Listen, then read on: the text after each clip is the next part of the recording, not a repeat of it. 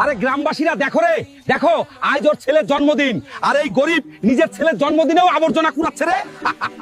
যা গরিব, আমার গাড়ি থেকে দূরে সরে যা, তোর নজর লেগে আমার গাড়ি নোংরা না হয়ে যায়। আরে ভাই, এই মোড়লের ছেলে আমার খুব ঠাট্টা করে রে, আর আজ আমার ছেলের জন্মদিনও আছে রে, দেখিস আমিও একদিন ধনী হব রে।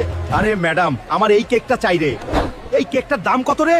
আরে গরিব, তোর কেক কেনার অওকাত নেই রে, তোর অওকাত তো এখানে ঘর মোছার মতো রে। আরে ম্যাডাম রে, আজ গরিব বলে কেক দিলি না রে, দেখিস একদিন আমি তোর পুরো কেকের শোরুম কিনে নেবো রে। আরে রে, এখন আমি এত টাকা কোথা থেকে আনবো রে, যা দিয়ে আমার ছেলের জন্মদিন পালন করতে পারবো রে, আর ওই মোড়লের ছেলেকে তার অওকাত দেখাতে পারবো রে। শোনো শোনো গ্রামবাসী, যে কেউ উজিরপুরে ভাঙা ব্রিজ ঠিক করবে সে পাবে 200 কোটি টাকা আর একটা সোনার তাজ। কি রে, সোনার তাজ আর 200 কোটি টাকা আমি করবো রে এই ব্রিজটা ঠিক। এখানে কি কোনো মায়ের লাল আছে যে এই ব্রিজটাকে ঠিক করতে পারে রে? আরে রে ভারত বাংলাবাসী, আমি করব এই ব্রিজ ঠিক রে। আপনারা জলদি লাইক আর সাবস্ক্রাইব করুন, আর কমেন্টে রে রে লিখুন রে।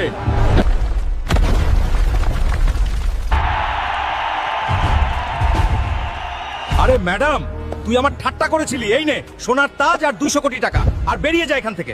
সরি স্যার, আমাকে মাফ করে দিন। আরে মোড়লের ছেলে, সেদিন তুই আমার ঠাট্টা করেছিলি, আজ সবাই দেখছে কে আসল শক্তিশালী।